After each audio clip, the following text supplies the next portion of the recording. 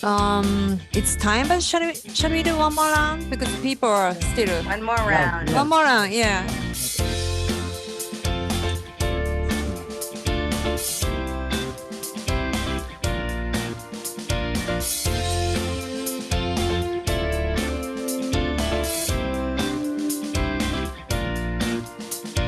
Looks like we have tremendous attendance from Japan as well today.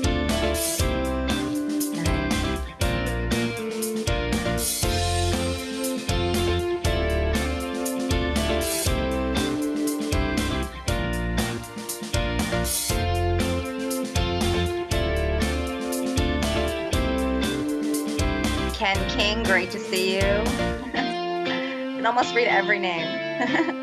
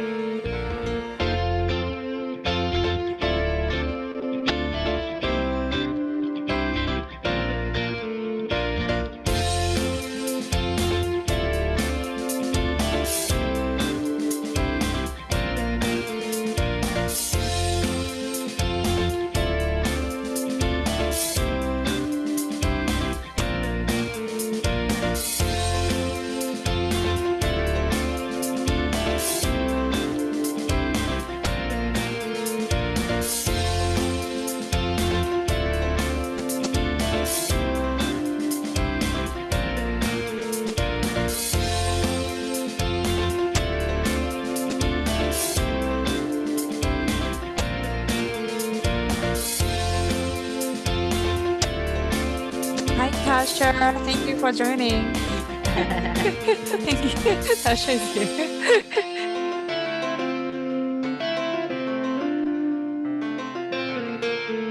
Nice.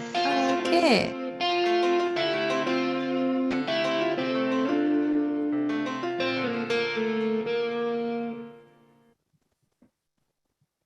Thank you.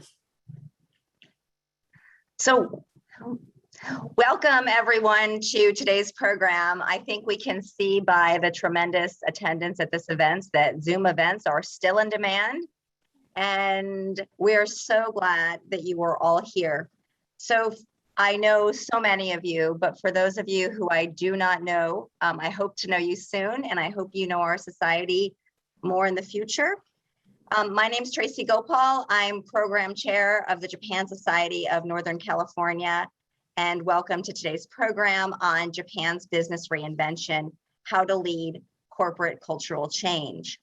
So businesses today must be agile, innovative, and focused on strategic transformation in order to maintain a global edge in today's quick-moving, competitive world. And strategic transformational change requires new systems, processes, and cultural change. And that's what we're going to talk about today. So we have amazing speakers for you lined up today. First, we will start with Ulrike Schaede, who has done an event about her book on the business reinvention of Japan, how to make sense of the new Japan, earlier for us, maybe a year ago. And the event was so popular, we decided to ask Ulrike back to speak more on this specific topic. And Ulrike Schaede is a professor of Japanese business at the University of California, San Diego School of Global Policy and Strategy. If you are not yet familiar with Professor Schaede, I'm sure you will be after this event. Joining Professor Schaede, it is an absolute honor to welcome Mr. Takuya Shimamura from AGC Inc., chairman, member of the board, as well as Mr. Eric Johnson, representative director and CEO of JSR Corporation, as well as president of JSR North American Holdings. So I hope you've got your pens and pencils handy if you still use those. Take good notes, and I hope that you have valuable takeaways for your own organizational transformation. And with that, I'd like to turn it over to Professor Schaede.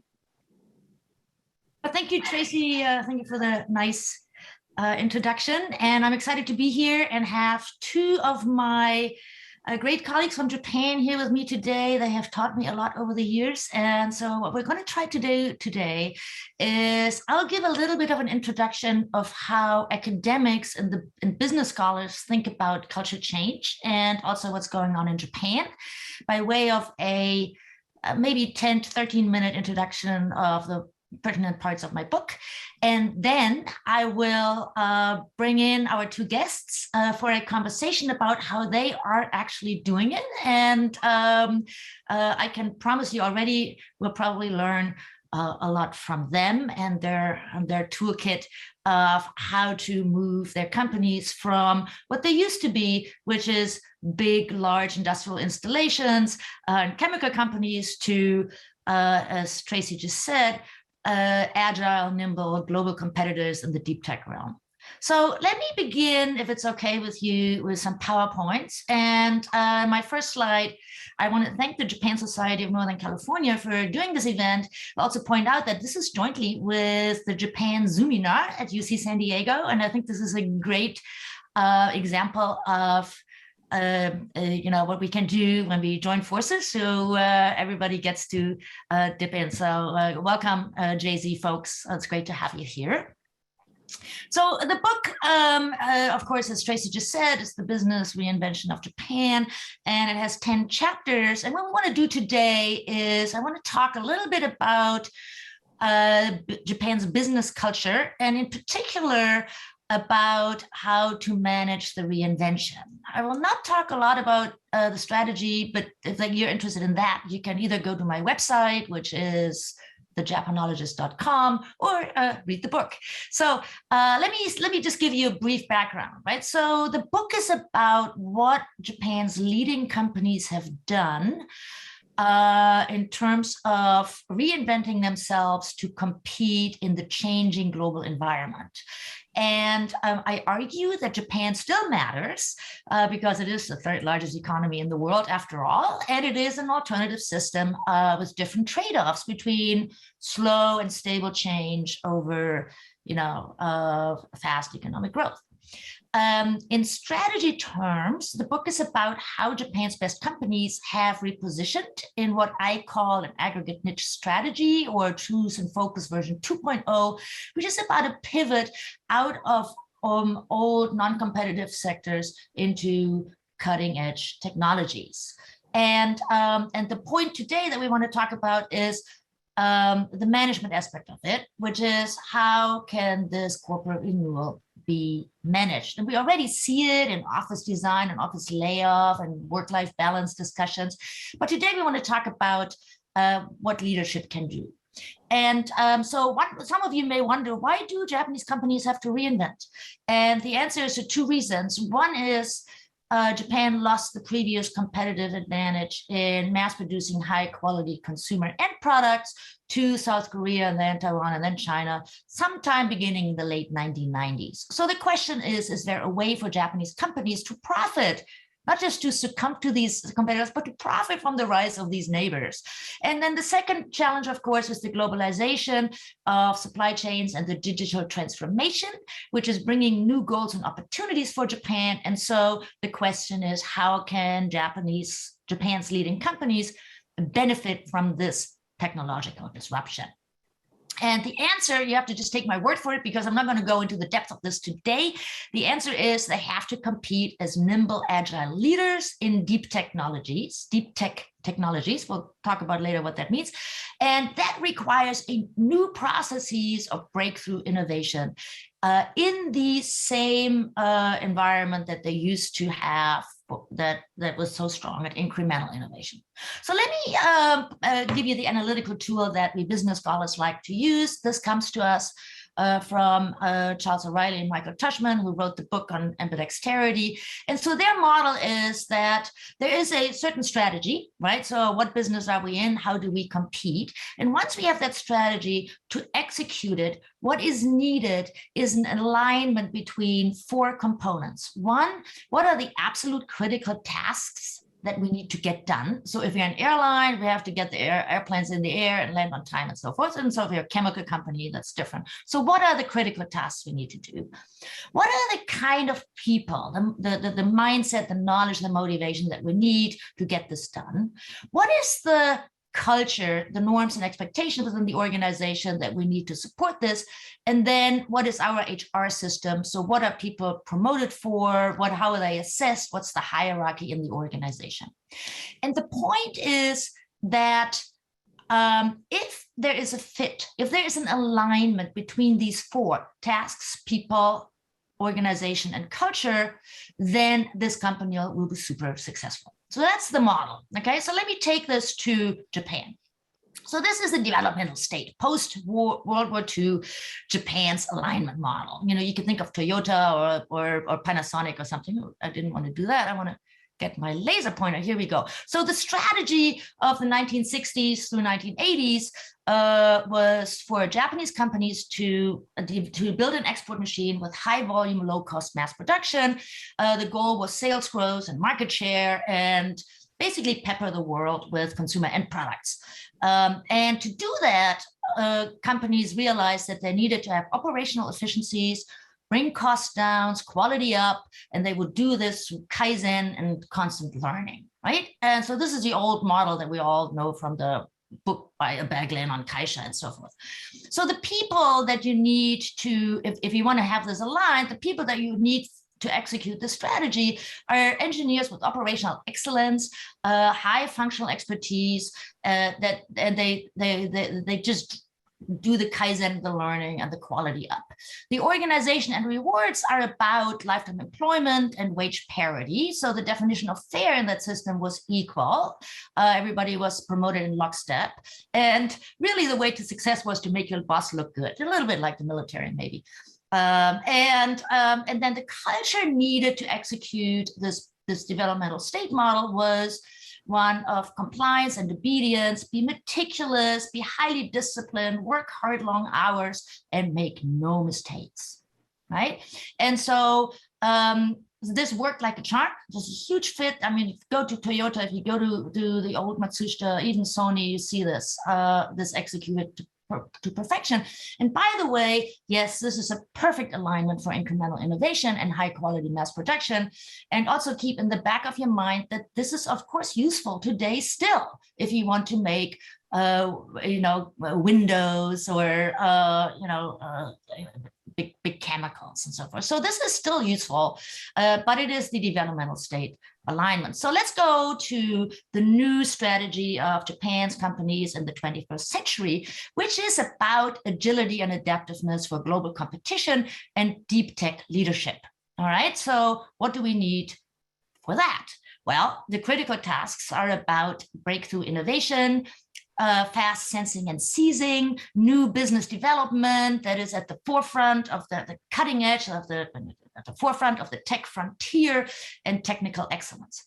The people and the mindset around this are to be creative, have peripheral vision, a high tolerance for failure, diverse teams and skills, and new perspectives so that there is innovation. Right? The organizational structure will be about cross-functional teams, much looser metrics. Individuals want their own career paths, and the definition of fair switches to equitable or meritocracy. Right? You also want to set incentives for people to experiment. And of course, the culture, and this is where we're headed here, is this new culture for breakthrough innovation is about curiosity and exploration. It is about being tolerant of mistakes. It's being about getting it done, be fast, step out of bounds, make mistakes, right? Break it, fix it. And so this is sort of to be successful, Japanese companies now have to create this new fit in their new businesses. And that's what we want to talk about today, which is how do you kind of manage this change, or if you want to have an ambidextrous organization, how do you manage both at the same time? Right. By the way, Tracy asked me up front, what's corporate culture in Japanese? And I want to tell you that I think bunka is a really bad word for it, because bunka for me connotes heritage and tradition and shrines and temples and sort of generic traits of Wagakuni and Japan. DNA is also bad because DNA cannot be changed. Shafu I don't like because that's like how the winds are blowing, but that doesn't give any agency to the CEO. And karucha is, of course, a katakana word, but that sounds too foreign, right? So I would like to suggest that we think of culture as the yarikata, the way we do things around here. If you don't like yarikata, then kanko might work our practices, right? So that's the sort of the framework. So let me throw one more thing at you before I open, turn to our discussion, and which is, okay, so that's all cool, but how do we change this thing, right? So how do we actually change culture? What are the tools that we can use? And here I want to introduce the framework I use in the book, which is tight loose theory, which is Michelle Gelfand's new framework in business and social psychology. This has nothing to do with Nihonjinron or cultural determinism. It is basically a new international application of 40 years of research in psychology, and that's now being applied to not only behavioral economics, but also organization theory. And so it starts with the definition of culture as a pragmatic shared agreement of the appropriate behavior in a certain situation, right?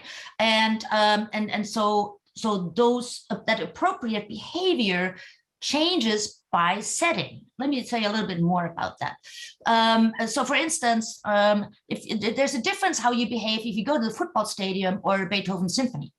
Even we in the United States do this, right? So we behave differently. And if we were to go to a pub, it's very different from a 5-star restaurant, or 3-star restaurant, I should say. So culture are socially created standards that guide our understanding of what's right and wrong, right? And these norms have 3 dimensions. There is the content, which is the actual prescription.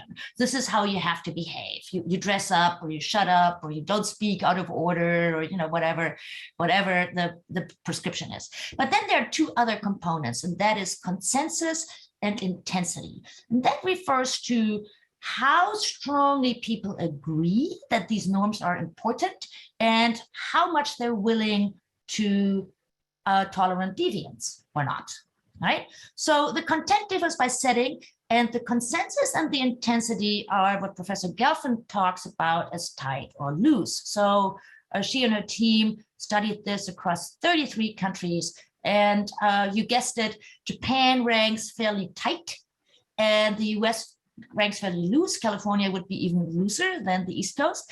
And what that means is that there's a high agreement of what is the right behavior and a high willingness to sanction deviance. So everybody who's lived in Japan and has brought the garbage out in the morning knows what this is, right? There are very clear rules how you have to separate your garbage. And if you don't do it right, somebody will come, and some Obachan will come and tell you that you're getting it all wrong, right? So Japan is a fairly tight setting.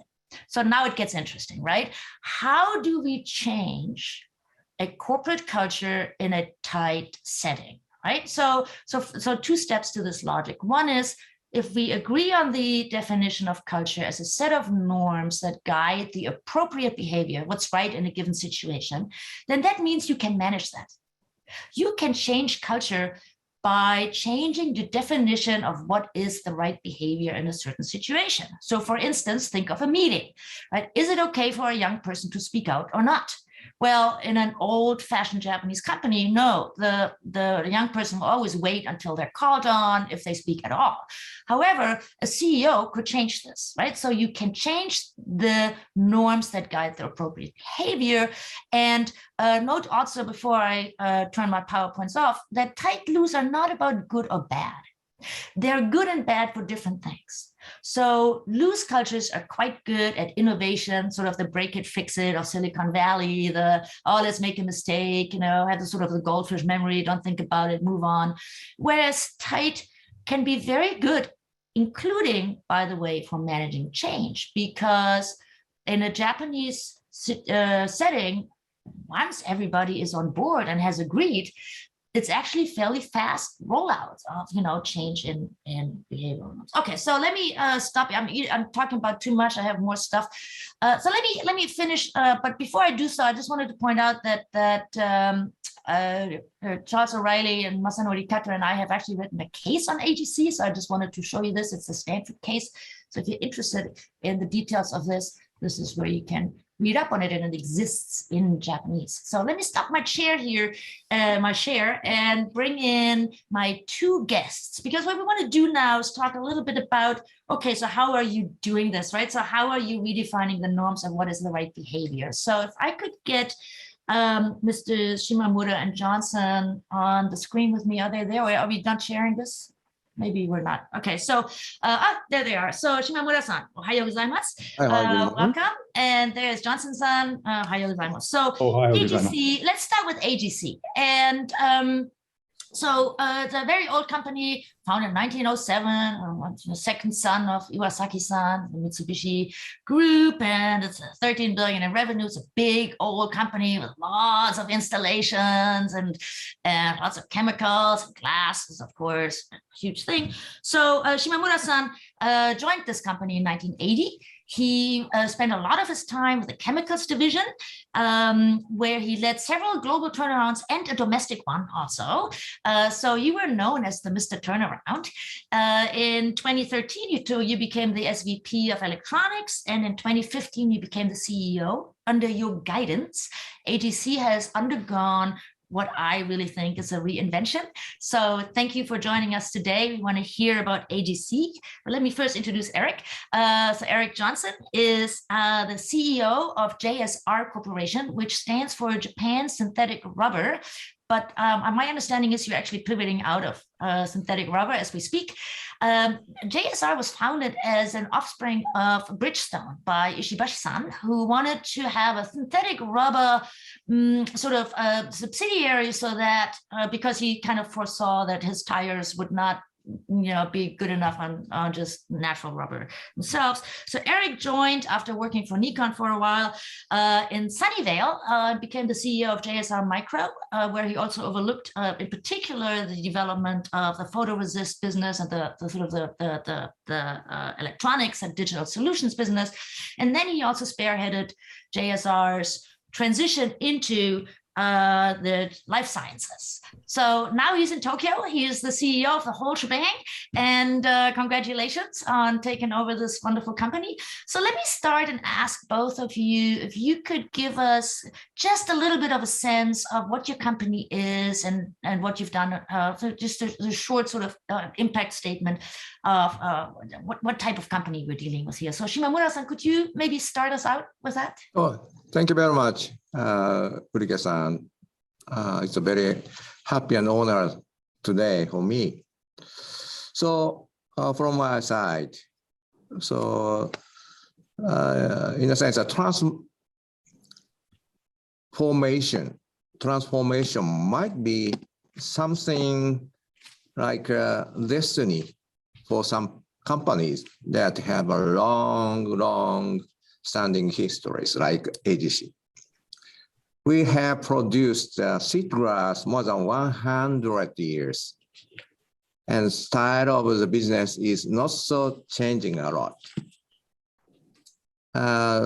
In a sense, our products are very commoditized product, and about 50% of the sales revenue from these basic materials. We had a very hard, severe performance condition from the 2010 to 2014. Performance dramatically down to 1/4. So before my period. Maybe not only for me, a lot of the top executives in Japan, especially a long history company, top always consider how to proceed the transformation from the old style to new style. However, so as you know, the Japanese cultures, a lot of the employees have a very strong loyalty for the company based on the lifetime employment basis. So the employee follow the direction from the boss.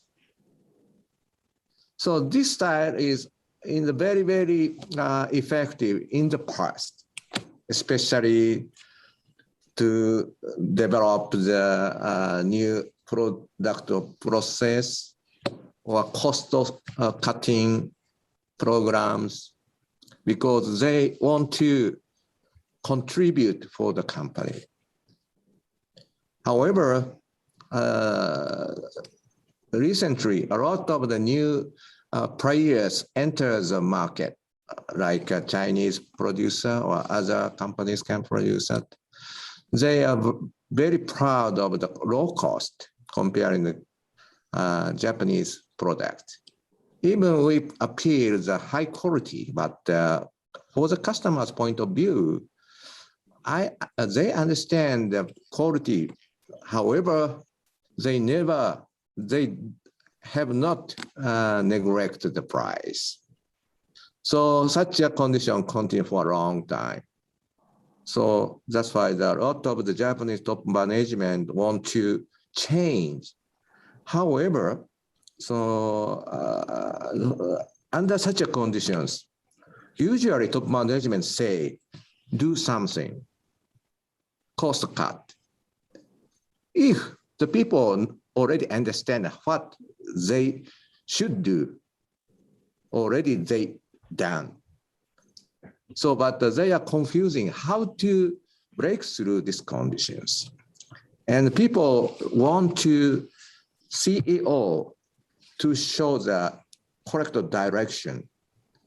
What's the direction of the future? And what's the purpose of the company?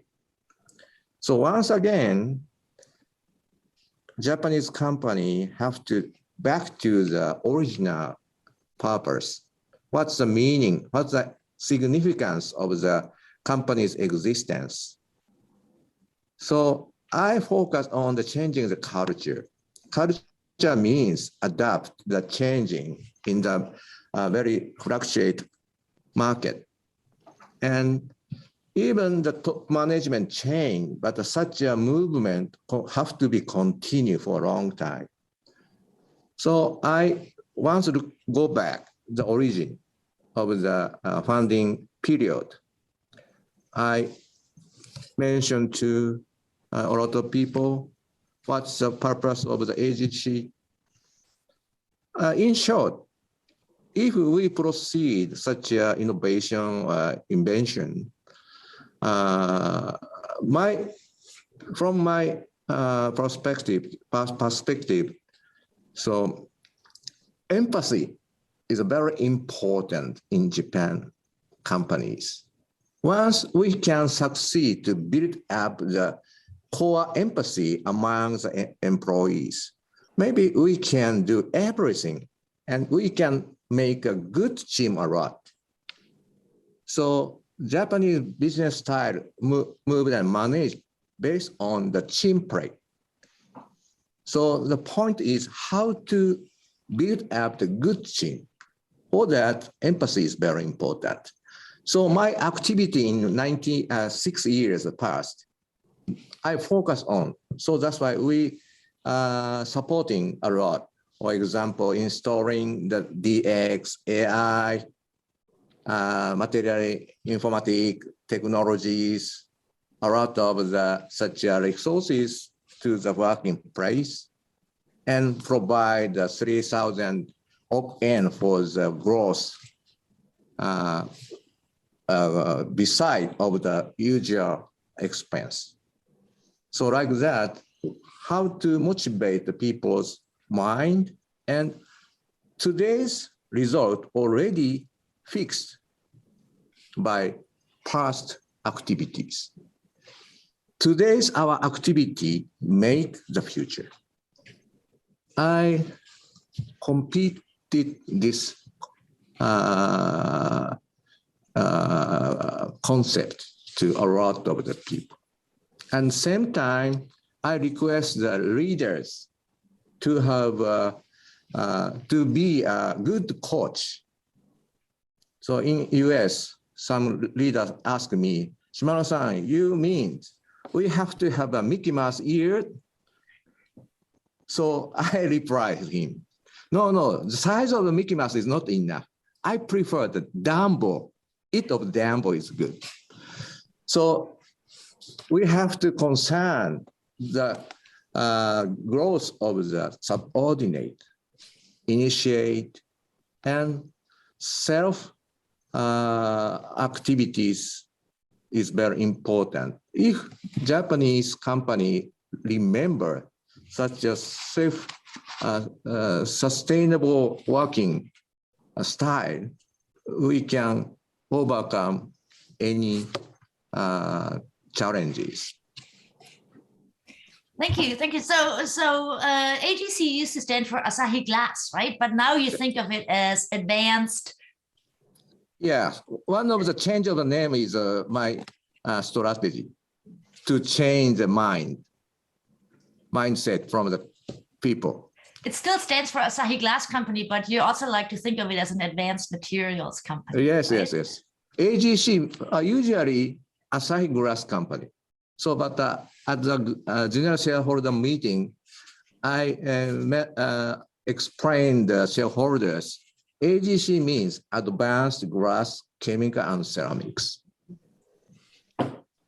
And so you were too modest to point out your great achievements of taking a company that basically grows with GDP, right? Window glass. Right. And moved it into a top player, not only in the glass that is what we're all looking at right now, right. cell phones, but automobile glass, advanced glass in the 5G world, and then the chemical division you took into life sciences. So there's a lot of change in terms of pivot going on, even as you're changing the lifetime employees, right? This is of course the great task. How do you bring about these changes? Because the people will not change. You have to change their mindset. You can't change the people, but you can change their mindset.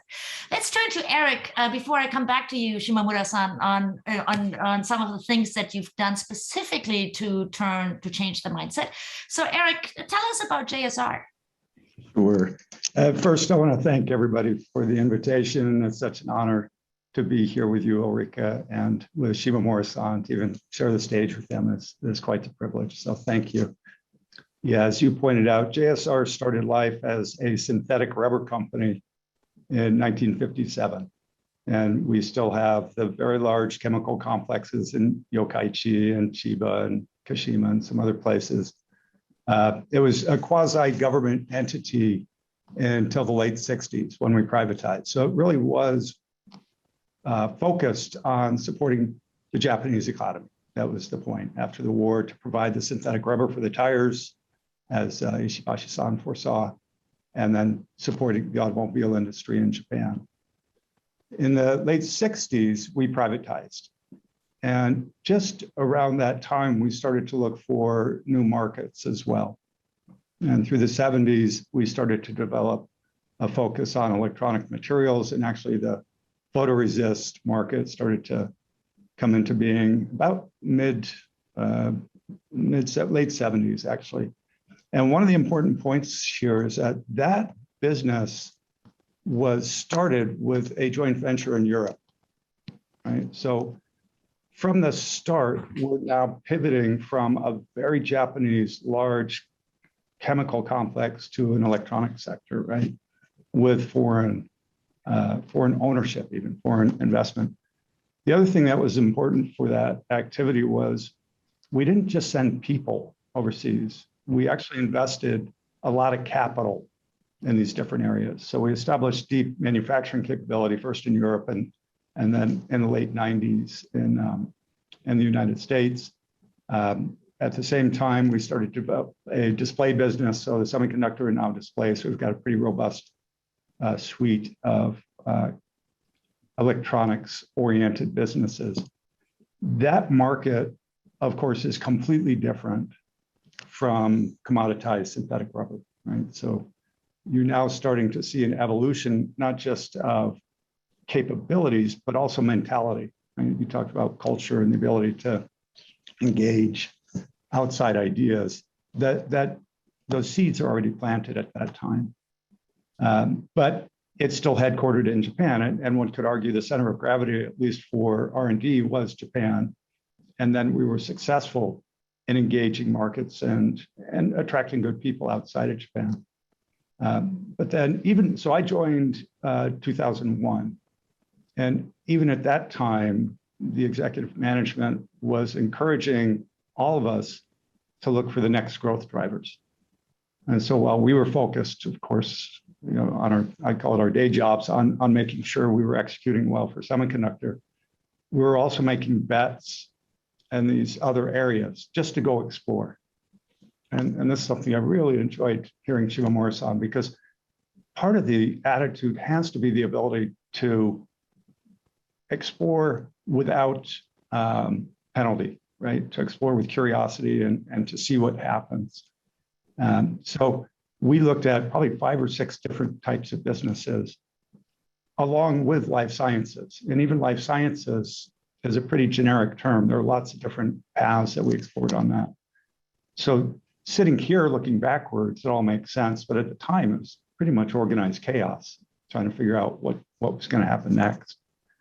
But I think what's important in that story is that we understood that the life sciences business itself, the center of gravity was not Japan. So now we've got the ability to engage markets and the need to engage technology outside of Japan.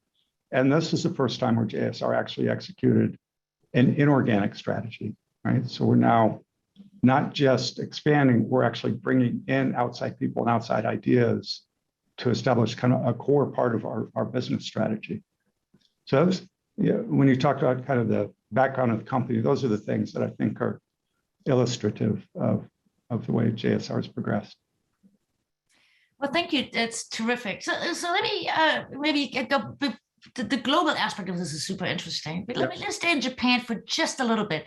So Shimamura-san, when I saw you in your headquarters at AGC, I noticed that the young staff are very open and talkative with you, and they actually make jokes with you. Yeah. If not on you. Yeah. And that is a little bit uncommon, I would say. And I don't think that was the case when you came in first as CEO. So how did you get the young staff excited about being at AGC and challenging you even in public? Once, as I said, we face a very hard time. And what's the factor of this hard time conditions? Inside factor or outside factor? If we have the inside factor, we have to improve something. And people's viewpoint already looking inside of the company, not outside. So my first task is how to change from inside viewpoint to outside point for the next future's growth. And what's the inside factor, especially in people, among the peoples? I check all layers. Which layers have a problem to breakthrough?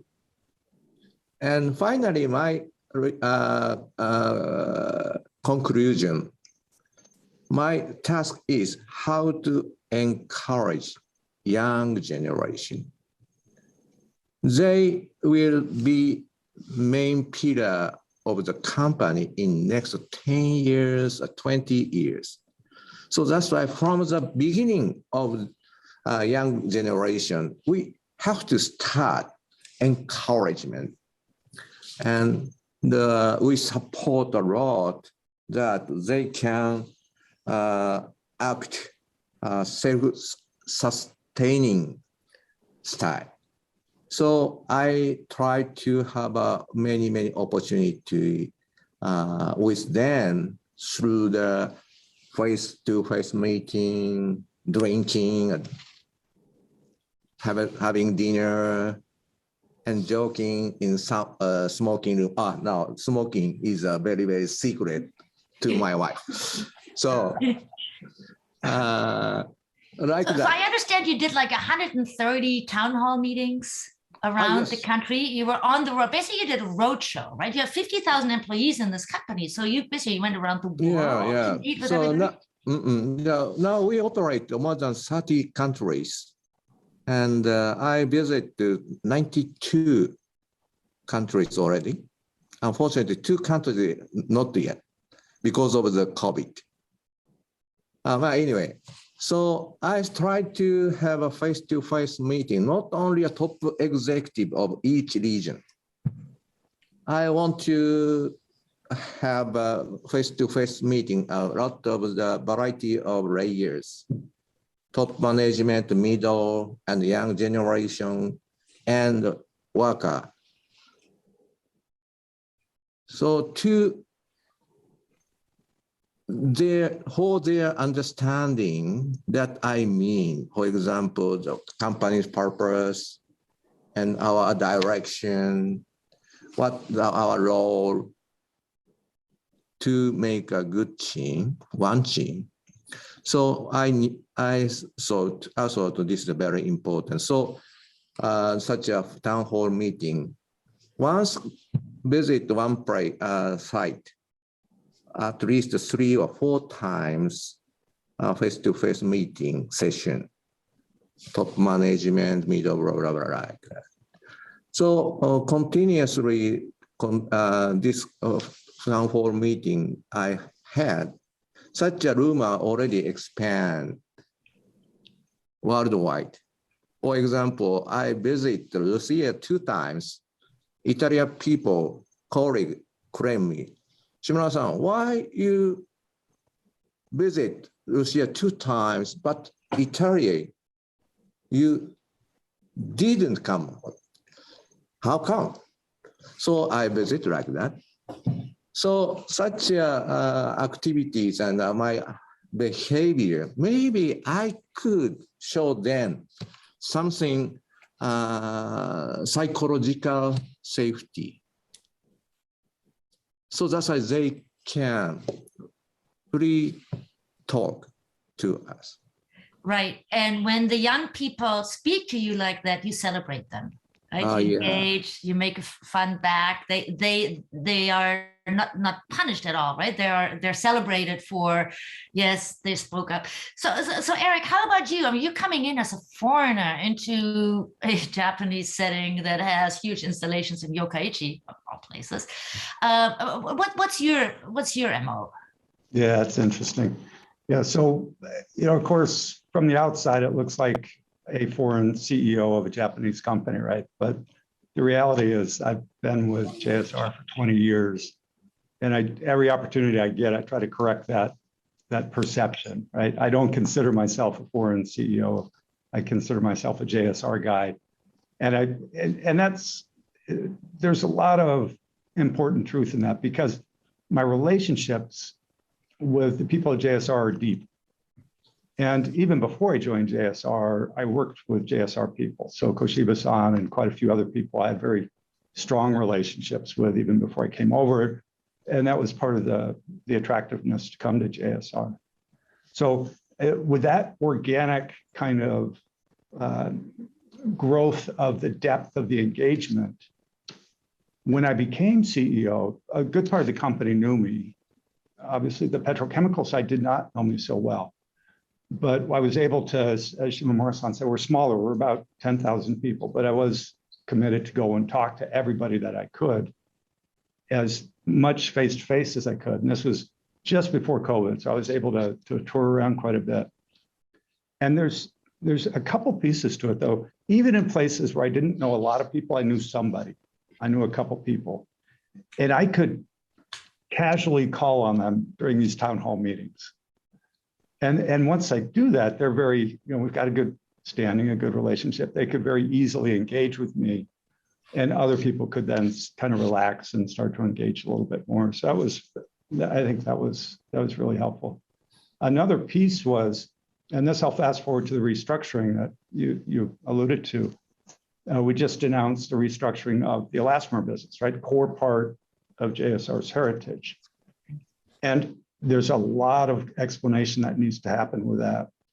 But part of the reality was we didn't do it out of a short-term P&L motivation. It genuinely was considered for the best future of all the employees. So with that integrity and that sincerity, I can honestly and transparently stand in front of people and answer any question that they have. And that is so important, right? To be able to say, please, if you're upset, tell me you're upset. Tell me what you're thinking. And publicly to do that over and over and over and over again. And we had tens of town hall meetings to go through it. But you start to gain the trust that, yeah, this is an environment that free thinking is encouraged and that you want to actually engage. And I do that with small meetings with executives, with large meetings with employees. It's just a behavior that you kind of instill.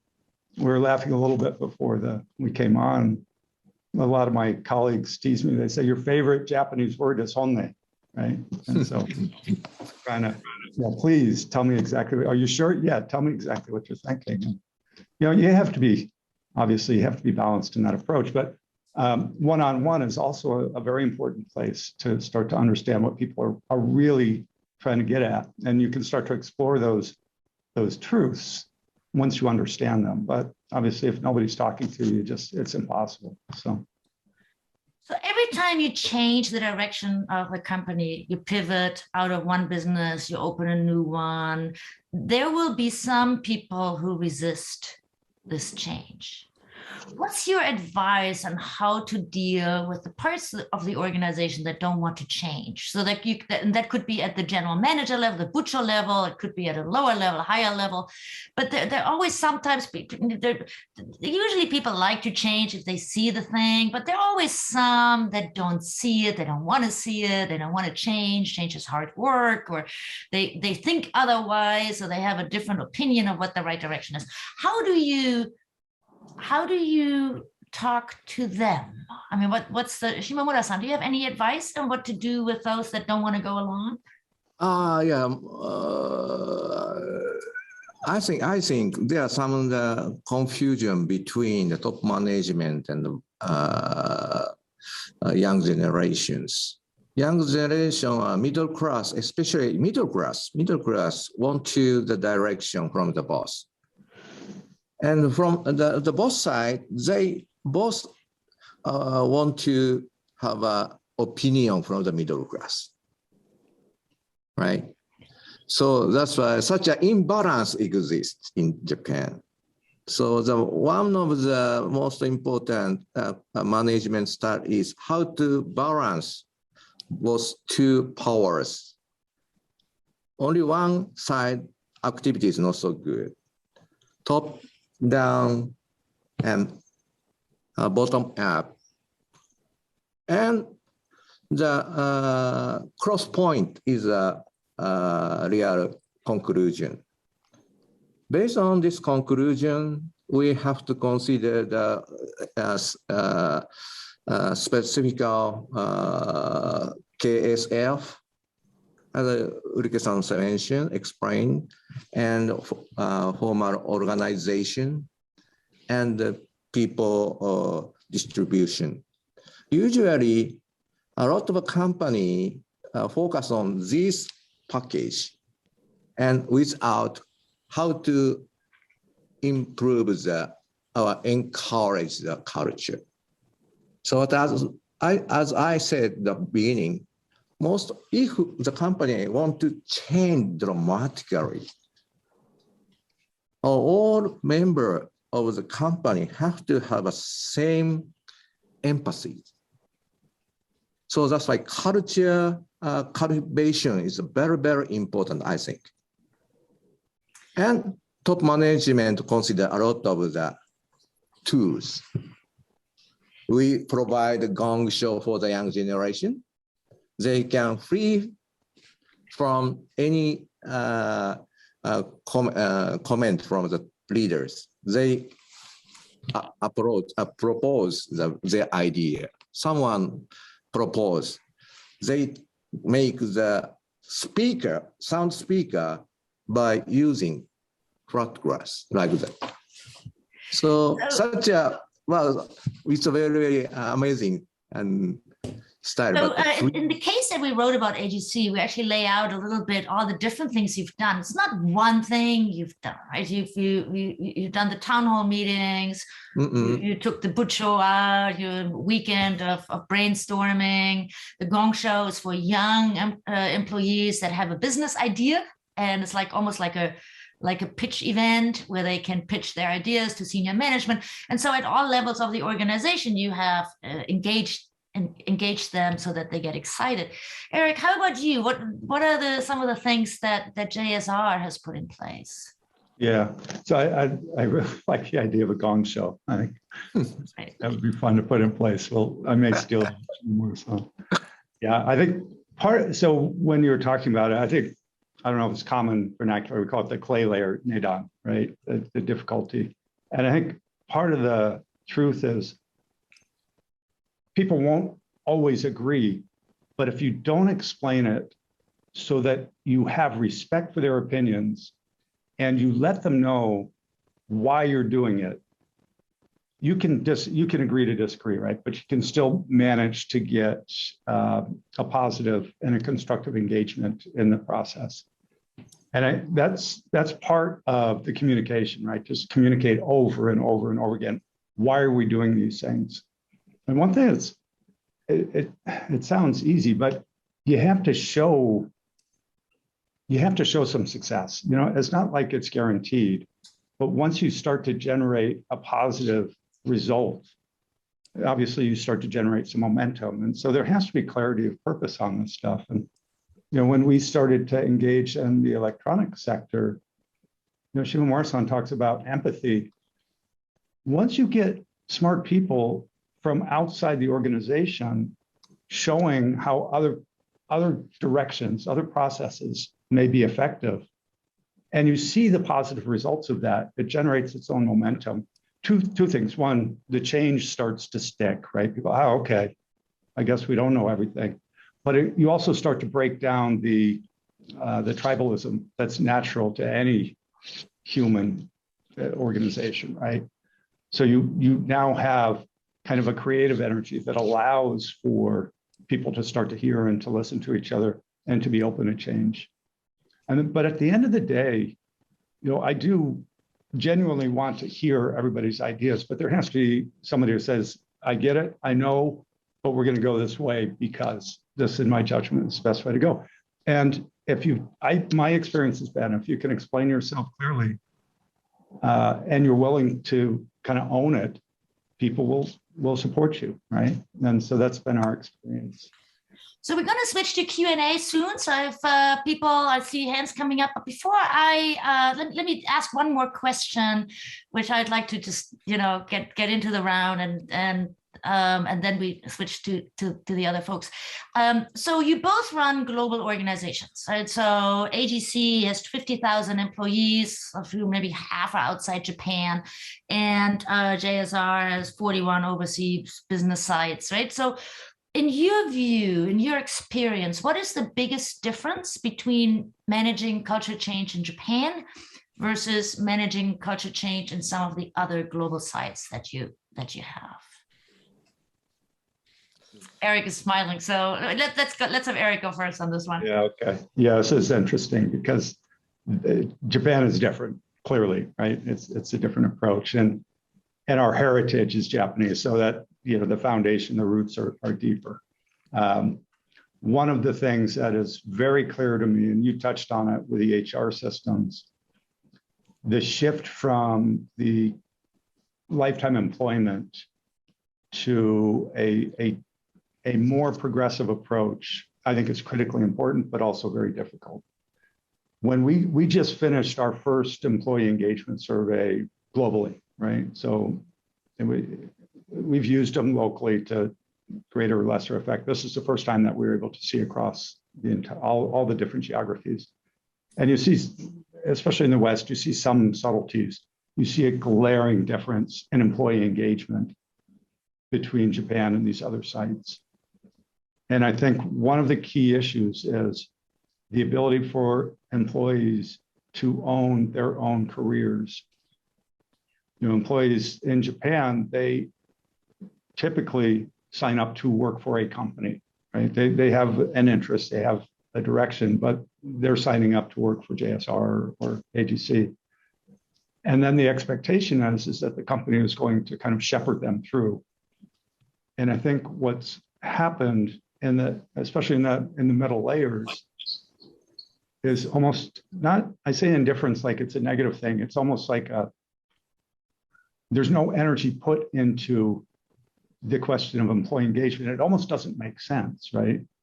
It's similar to when I had colleagues who came to the US from Japan. I said, well, how did you feel about that? And like, your words, I understand your words, but the question makes no sense to me, right? There's how I feel about it is completely irrelevant. So shifting that, I think, is important. It's important because I think it makes for a better performing organization. But the population in Japan is shrinking. The younger generations have a different mentality, a different way of engaging. They have different priorities, and it's a competitive space. So if we want to attract the best and the brightest people, we have to have a structure that enables folks to have a big say in their careers and be engaged in that. And I think the knock-on effects are very clear. Conversely, we've got to have a lot of respect for the folks that have already been with the company for quite a while. They've played by the rules. They've done, they've committed their lives to the company. So you have to be respectful for that too. And, it's a lot of your questions. I'm writing balance. It takes a balanced approach, especially in Japan. Shimamura-san, do you have some observations? Is it easier for you in Japan to manage this change in Japan, or is it easier for you to do it outside of Japan? Well, completely, I can say quite different. Management style, working style, quite different. For example, so something activity or only some brochures. In Japan, this type is regular, but this type cannot accept it in Europe like that. So that's why the way of the business style is quite different. More important is we have to respect each region's style. Once we accept their style and how to find the meeting point, and we utilize a good point, and something have to improve like that. So especially the Erickson mentioned, human resource program is quite different. Salary level and job description. Outside Japan, job description is very clear, and salary itself decided based on the job description. But in Japan, the company want the people work over their barriers. So that even we installed the job description working regulation. However, you have to work over your limit areas. And that makes people at the same time more resistant to certain changes and less resistant to others. So we have some hands. I see Betty. I also saw Yuki earlier, but disappeared, but maybe and Zachary. So let's hear from Betty and Zachary and Yuki and then see where that takes us. And Tracy, you want to, can we add 5 minutes to the time? Is that okay? Yes, I think I was just going to. Yes, please. Yes. And we were going to add some Great. time and let everybody know that we're glad we're checking our speakers can stay, and usually our events extend over, and we still have 180 participants. So we're going to try and let's stay on a little bit if that's okay with everybody. Thank you, Shimamura-san and Johnson-san. That's great. I know you have work to do, but this is important. So let's stick here. So Betty, then Zachary, then Yuki, please. Hi, thank you so much. Wonderful webinar. I was curious how you were supported in each of your companies, because it seems like not just a culture change, not just a business model change, it seems like a transformation, right? Everything, career track, communication, culture, how you work, yarikata, all of that.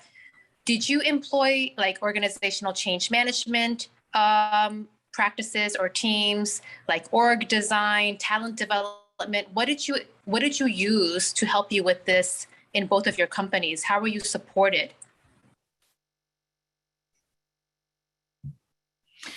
Do we want to take all the questions and then see how we can bring them together? Would that be okay? Then Zachary would be next. So Betty's question is the tools and the mechanisms and levers that you use. Zachary? Yeah, hey, Zach here. Thank you so much, guys, for your time. I appreciate it.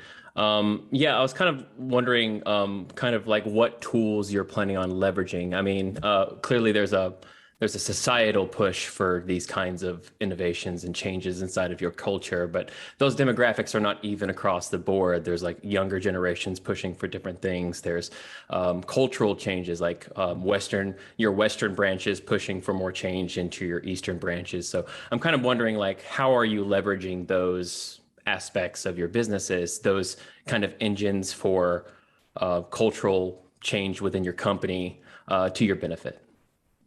Great. So we have what HR tools are there. How do you use global energy and global vibes to push your agenda? And then Yuki. Thank you for both for coming here today. So I have a question on the governance culture. So a shift to rules culture for innovation is possible, but requires to allow the failure, etc. So what do you think that the leaders should do for the peoples to challenge and new things, something like that, depending on the keeping on the governance rules or something like that? Yeah, so how do you allow break it, fix it culture in the new biz development and exploration businesses while upholding what's good about Kaizen and so forth in the exploitation businesses? So that's an ambidexterity question. So Eric, you want to go first on that, and then Shimamura-san can follow? Would that Sure, be okay? happily. So it's a spectrum of questions. So let me start with the last one. One of the advantages, and I think Shimamura-san's probably seen this as well, competing in the electronics sector, especially in semiconductor, the requirement for disciplined approach to quality systems is intense. It's not just a tagline. You have to deliver statistically equivalent materials over and over and over again.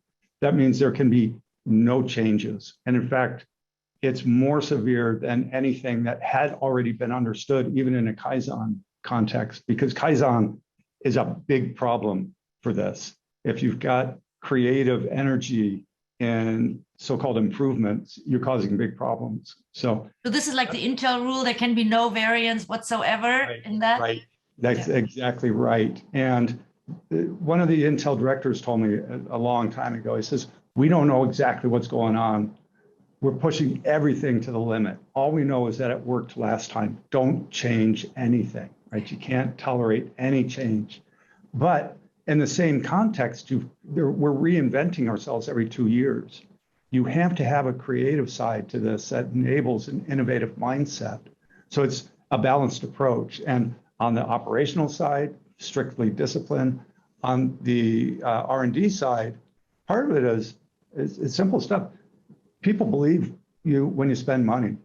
We actually invest in stuff that seems kind of out of our center, right? But I've always said, if someone's passionate and they're curious and they can tell me why, I'll support it, right? And people see that and they see, okay, they're not just talking about, they're actually spending money on it. So that was one thing that came up on this stuff. In terms of the tools, it's things that people are already aware of. Although I will say this employee engagement survey, I think is going to be a powerful tool for us. Mm-hmm. There's a top-down kind of solution side of it. We'll make sure we're sensitive to concerns about communication and whatnot. But the real juice is enabling local managers with resources and with support to be very specific about the feedback that they're getting and to make 2 or 3 high priority changes within that context. And that again is, I mean, it'll move the ball, but it also communicates that we're not just taking surveys here. So those are a couple of thoughts that I had. Yeah, and Shimamura-san, over to you. What are your reactions? Okay. So first of questions. So we didn't use the consultant support. We strive to build up our original style, but of course we have a lot of the interviews outside. Gong Show, we heard, Gong Show was held in Uniqlo. Uniqlo. Wow. First retraining. Yeah. So why they at the Gong Show? Because they had to dispatch some guys to outside branches, and they select the very capable, talented people. However, the result is not so good. So Yanai-san considered why such a good, talented people are dispatched, but the result is not so good. So that's why to find out such a suitable people for the outside of Japan, he started the Gong Show like that. So I hear such ideas and installing AGCs, modifying our original style. And so such a style is acceptable for AGC's young generation. And 3 years later, young generation themselves had a camp to discuss corporate culture. Wow, we surprised. The people's generations within 10 years from joining AGC. But such a young generation already started discuss the corporate culture. And we have to invite it and join the workshop and discuss together like that. So once we put some of the idea, the hint or opportunities, after that, a young generation themselves promote next event or something. So such a style is very, very important, I think. And secondly, in terms of the governance, as I said, Erickson also said, the quite different lifestyle overseas. So that's why we put the very basic code of conduct that can be kept among every countries. And on top of these basic regulations, we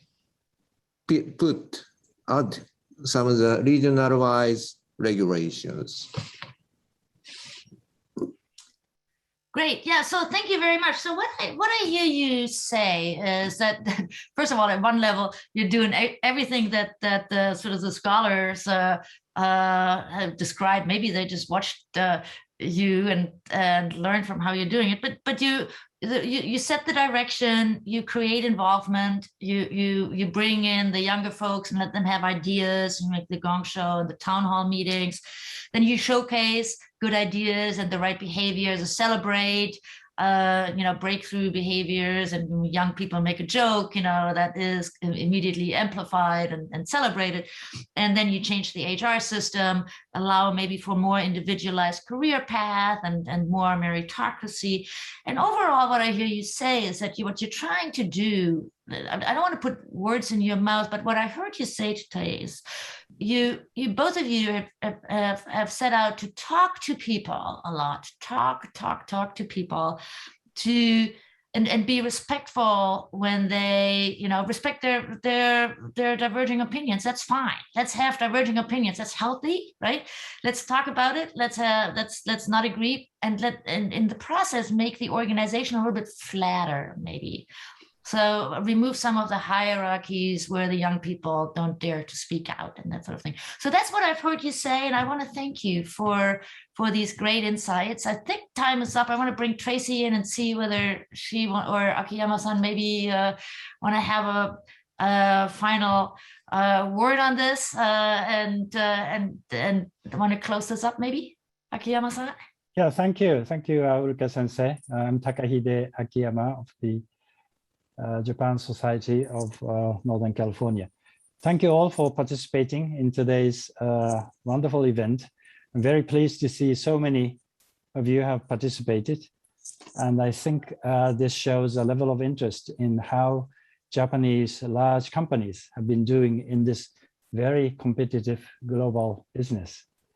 Thank you very much, Professor Schaede, Mr. Shimamura, and Mr. Johnson, for your very interesting and engaging presentations and conversation.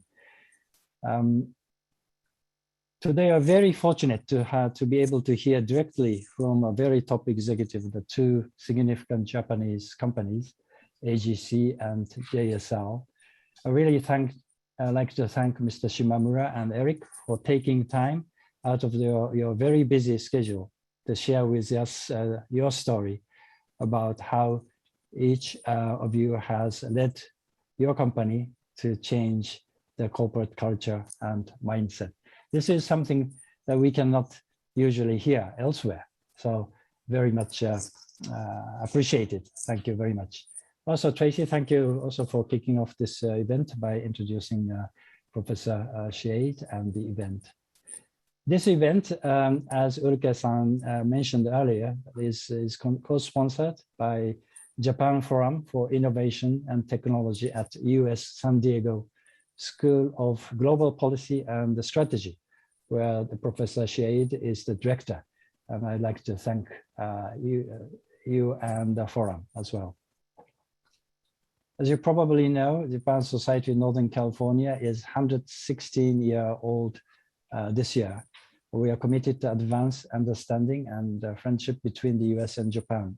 And we continue to provide interesting and meaningful events throughout a year.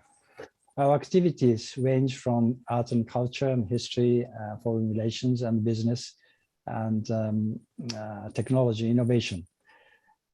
And these activities and events have been made possible with generous support from many corporate sponsors as well as individuals, particularly MUFG Union Bank, and as a strategic partner, ANA and Dodge & Cox and Japan Airlines, Megagon Labs, United Airlines as our Yokozuna members. Thank you very much. And also there are many corporate member supporters that I am sorry I cannot mention each of the names at this time. I would also like to thank individuals who made donations to this event and the society. Your support means a lot to us. Thank you very much. We have an interesting event lined up later in this month and the next few months. This coming Thursday, the day after tomorrow, we will, that's September 23rd or the 24th in Japan, we will have a special event about bunraku, Ningyo Joruri, a very traditional Japanese art, live from Puppetry Theater in Tokushima City in Shikoku, the most active bunraku place in Japan. And next Monday, September the 7th or 28th in Japan, we'll be hearing an interesting story of Adobe, a leading Silicon Valley company. I'm sure you're all familiar with their products such as Acrobat Reader or Photoshop and the PDF. I will be hearing their story, how it is leading their digitization and create cloud and so on. So we have many more coming in October. Please look for your email box about the upcoming events. We will shortly be sending an event survey. Please take a moment to respond It is very, really short, simple survey. So please let us know your opinion. So before I close, very much like to thank again for Mr. Shimamura and Eric and Ulrike Sensei, allowing us to extend additional time to answer the interesting questions. So with that, I would like to close today's event. And thank you very much again, everyone, Mr. Shimamura, and Mr. Johnson, and Professor Schaede, and everyone. Have a wonderful day or wonderful evening, wherever you are. Thank you very much. Thank you. Thank you. Thank you. Thank you, Thank everyone. you, Eric. Thank you, That's Shimamura-san. wonderful. Thank you, Ulrike.